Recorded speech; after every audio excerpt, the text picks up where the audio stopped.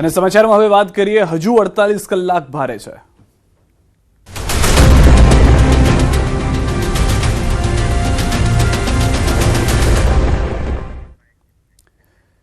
છેલ્લા 10 કલાકમાં 133 તાલુકામાં વરસાદ નોંધાયો છે. દાહોદના લીમખેડામાં 2 કલાકમાં 2 ઇંચ વરસાદ વરસી ગયો છે. અમીરગઢ, પાલનપુરમાં 1.5 ઇંચ જેટલો વરસાદ વરસી ગયો છે. મહેમદાબાદ અને દસક્રોઈમાં પણ 1.5 ઇંચ વરસાદ વરસ્યો છે. ધોલેરા, ઠાસરા, કઠલાલ, ધોળકામાં 1.25 ઇંચ વરસાદ નોંધાયો છે.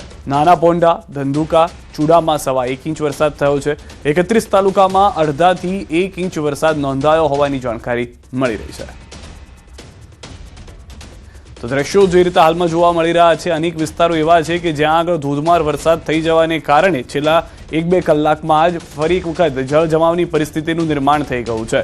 અને તમામ વિસ્તારોની અંદર પણ લોકોને પહેલેથી જ હવે સુરક્ષિત રહેવા માટેના મેસેજ જે છે તે હવામાન વિભાગ તરફથી, સ્થાનિક તંત્ર તરફથી, કલેક્ટર તરફથી જાણ કરી દેવામાં આવી રહી છે. કેમ કે વરસાદ એક સાથે એક વિસ્તારની અંદર એટલો ધોધમાર થઈ જાય છે કે તરત જ જળ જમાવની પરિસ્થિતિનું નિર્માણ થઈ જાય છે. 31 તાલુકાઓ એવા છે કે જ્યાં આગળ નહિવત અથવા તો અડધો ઇંચ જેટલો વરસાદ થયો છે. સરહદ પર તૈનાત જવાન જ્યારે દેશની સુરક્ષા માટે રાત દિવસ જાગે છે, ત્યારે એ જ સરહદના ગામમાં રહેતા લોકો આજે પોતાના ઘર અને જીવનને બચાવવા માટે સંઘર્ષ કરી રહ્યા છે. વાવ-થરાદના છેવાડે આવેલું ડેડાવા ગામ આજે વિકાસના દાવાઓ વચ્ચે એક અલગ જ હકીકત કરી રહ્યું છે. અહીં વરસાદનું પાણી આશીર્વાદ નહીં પરંતુ દર વર્ષની આફત બની ગયું છે. ઘરના આંગણમાં રમતા બાળકો આજે પાણી વચ્ચે રસ્તો શોધી રહ્યા છે. રસોડામાં સળગતા ચૂલા આજે ભીના લાકડા સાથે નિઃશબ્દ બની ગયા છે. અને ઘરની દિવાલો વચ્ચે રહેતા સપના આજે પાણીમાં તરતા જોવા મળી રહ્યા છે. 3 દિવસ સુધી પરિવારને યોગ્ય ભોજન ન મળવું, અનાજ અને ઘરવખરી બરબાદ થવી અને માથા પર છત હોવા છતાં ઘરમાં રહી ન શકવું, આ ડેડાવાના લોકોની કડવી હકીકત બની ગયું છે. સરકારી સહાયના વાયદા વચ્ચે ડેડાવાના લોકો આજે કોઈ મોટી માંગણી નથી કરી રહ્યા. તેઓ ફક્ત એટલું જ કહી રહ્યા છે કે અમને દાન નહીં, અમને રસ્તો જોઈએ, અમને રાહત નહીં, અમને કાયમી ઉકેલ જોઈએ. કારણ કે 4 મહિના સુધી ઘરમાં ભરાયેલું પાણી માત્ર દિવાલોને નહીં પરંતુ એક આખા ગામના ભવિષ્યને ધીમે ધીમે ખાઈ રહ્યું છે. આજે સવાલ માત્ર ડેડાવાનો નથી પરંતુ દેશના એક એવા સીમાવર્તી ગામનો છે જ્યાં લોકો દેશ માટે ઊભા છે, પણ મુશ્કેલીના સમયમાં તેમની સાથે કોણ ઊભું રહેશે? શું ડેડાવાના લોકોની આ પીડાનો અવાજ હવે તંત્રના દરવાજા સુધી પહોંચશે?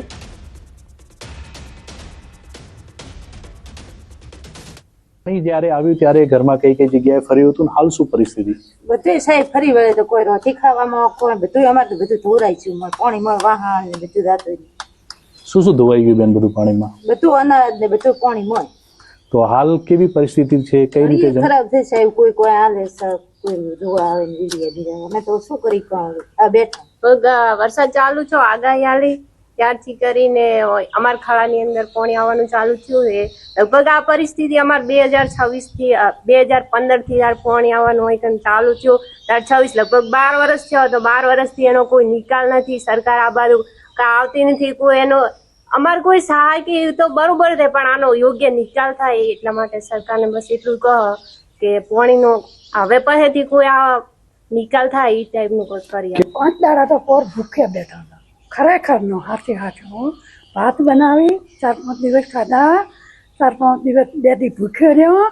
અને એવી રીતે અમે 15 દિવસ તો એવા કાઢ્યા. અમે તો પાછા અમે ડોહાન તો બે ને 12 કાઢ્યા હતા. તો કે રોડમાં જ બેહો, મારે ગુડ્યું પાણી આવ્યું હતું. અંદર તો મારે આટલે અને આટલે અને પેલા કડા દે કે નહીં, કડાના ભારોડિયા દેખાતા. દર વખતે આવી જ પરિસ્થિતિ? વખતે આવી જ 10 વર્ષ. ખેતરમાં અત્યારે કશું છે જ નહીં સાહેબ. પાણી ભરાઈ ગયું, થોડું ઘણું વાયું તું એ હવે ના રહે. અને હવે આ દિવાળી સુધી કોઈ થાય પણ નહીં.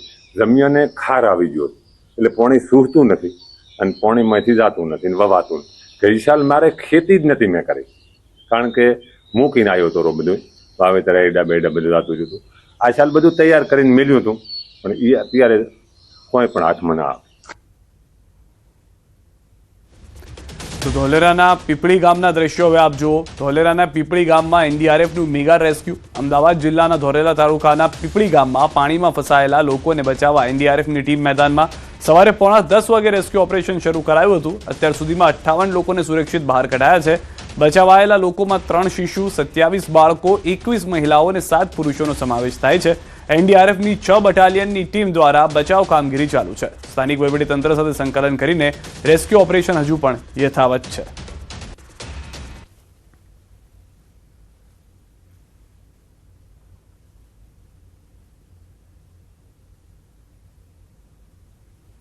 આ તરફ આણંદમાં ભારે વરસાદથી શાકભાજીના પાકને ભારે નુકસાન પણ થયું છે. છેલ્લા 4 દિવસથી સતત વરસી રહેલા ભારે વરસાદે શાકભાજીની ખેતી કરતા ખેડૂતોની ચિંતા વધારી છે. આણંદ તાલુકામાં 16 ઇંચથી વધુ વરસાદ નોંધાતા રીંગણ, ફ્લાવર, પાલક, ભીંડા અને પપૈયા સહિતના પાકને ભારે નુકસાન થયું છે. ખેડૂતોને મોટો આર્થિક ફટકો પડતા સરકાર તાત્કાલિક પાકનું સર્વેક્ષણ કરાવી ખેડૂતોને યોગ્ય વળતર અને આર્થિક સહાય આપે તેવી માંગ ઉઠી છે.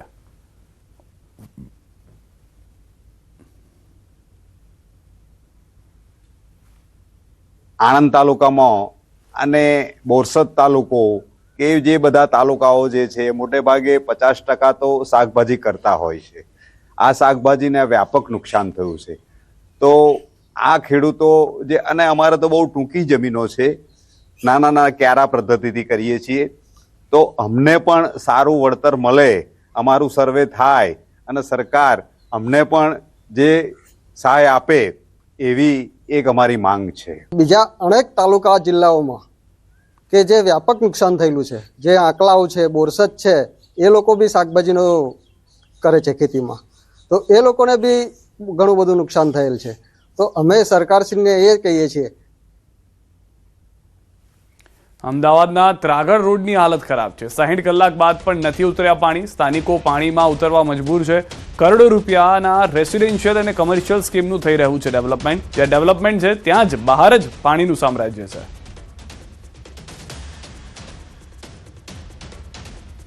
જ્યાં સૌથી વધારે ડેવલપમેન્ટ થઈ રહ્યું છે ત્યાં જ સૌથી વધારે પાણી ભરાવાની સમસ્યા ચોમાસામાં જોવા મળી છે. અમદાવાદના ત્રાગડ રોડ ઉપર છું ને, ત્રાગડ રોડ ઉપર આપ મારી પાછળ જુઓ તો અહીં હાથમાં ચપ્પલ લઈને લોકો આ પાણીમાંથી પસાર થવા માટે મજબૂર બન્યા છે. જે લોકો અહીં કામ કરી રહ્યા છે તે લોકો પણ મજબૂર છે. તેમની મજૂરી તેમની જોબને કારણે છે, પરંતુ અહીં આપ જુઓ તો આ પાણીમાંથી મજબૂર થવું તે ક્યાંક ને ક્યાંક તંત્રના વાંકે પણ છે. ત્રાગડ રોડના દ્રશ્યો છે. ત્રાગડ રોડની આસપાસ તમે જોશો તો અહીં તમને ડેવલપમેન્ટવાળા અનેક સ્કીમ છે તે જોવા મળશે, અહીં પ્રોજેક્ટ અનેક જોવા મળશે, પરંતુ આ પ્રોજેક્ટની જે નરી વાસ્તવિકતા છે તે એ છે કે ચોમાસાના સમયમાં અત્યારે આપ જુઓ તો આ રોડ ઉપર એટલું બધું પાણી ભરાઈ ગયું છે. આસપાસ જે લોકોએ મકાન લઈ લીધેલા છે અથવા તો જે લોકો ડેલી આ રોડ ઉપરથી પસાર થાય છે તો તે લોકોને ખૂબ જ મુશ્કેલી પડે છે. પાણી ભરાઈ જવાની સ્થિતિને કારણે ખાસ કરીને અહીંથી પસાર થવું હોય તો માત્ર આ રીતે જ આપ જુઓ તો જે ભાઈ પ્રયત્ન કરી રહ્યા છે કે આ પાણીમાંથી તેઓ પસાર થાય ને ક્યાંક કોઈ ખાડો ન હોય તો તેમને કોઈ પણ પ્રકારનું નુકસાન ન થાય. માત્ર ભાઈઓ જ નહીં, અહીં મહિલાઓ પણ આ પ્રકારની પરેશાન થતી જોવા મળી રહી છે. આ તાસીર અને તસવીર અમદાવાદની જ છે કે જ્યાં ડેવલપમેન્ટ સૌથી વધારે હાલ જોવા મળી રહ્યું છે. અમદાવાદનો ત્રાગડ રોડ કે જે એક તરફ એસજી હાઈવેથી કનેક્ટ થાય છે तो आ बीजो रोड जे छे आगळ ते छारोड थी कनेक्ट थाय छे. देखिए पब्लिक को कितना परेशानी हो रहा है. परेशानी हो रही है. अच्छा बिल्कुल. देखिए हम बिहार से समस्तीपुर जिला से, मेरा नाम शिवनाथ पासवान है. यहाँ पे आए हैं ड्यूटी करने के लिए. हाँ. देखिए इतना पानी हो रहा है, बारिश कोई पब्लिक को बहुत परेशानी हो रहा है. हर एक व्यक्ति गिर रहा है पानी में. हम देखते हैं इतना गटर चालू है, जो आदमी गिर रहा है. જિલ્લામાં ભારે વરસાદથી ખેડૂતોને મોટો ફટકો. ડાંગરનું તૈયાર ધરું વરસાદી પાણીમાં નાશ થયું છે. પાક બચાવતા ખેડૂતો હવે દેશી ભરોડિયું પદ્ધતિ તરફ વળ્યા છે. જૂની પદ્ધતિથી ફરી તૈયાર કરી રહ્યા છે ડાંગરનો નવો ધરું. ન્યૂઝ 18 ગુજરાતી સમક્ષ ખેડૂતોએ પોતાનો જુસ્સો બતાવ્યો.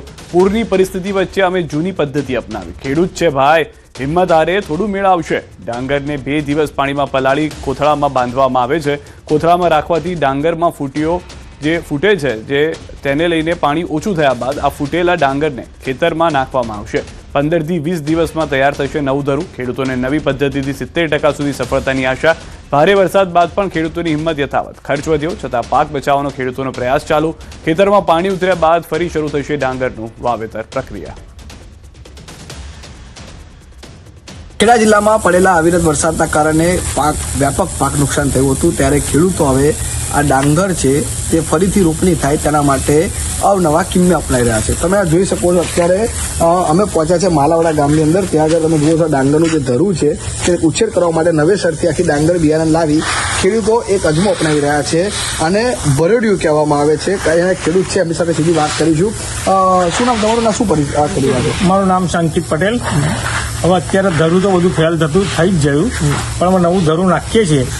એક આ દાદાઓ આપણા પહેલાંથી વર્ષોથી કરતા આવતા હતા કે આવી પોઝિશન આવે ત્યારે આને એક શોર્ટ ટાઈમમાં ધરું ઉછેરવું પડે. એની માટેનો એક રસ્તો છે 2 દિવસથી ડાંગર પલાળેલી હતી, પછી કોતરામાં બાંધી દીધી ફીટ, હવે નાની નાની ફૂટી ગઈ છે. હવે ખેતરમાં પાણી ઓછું થાય એટલે નાખી દઈએ, એટલે 15-20 દાડા સુધી જરૂર રેડી થઈ જાય. ખેડૂત છે ભાઈ, હિંમત આવે થોડા મેર આવશે.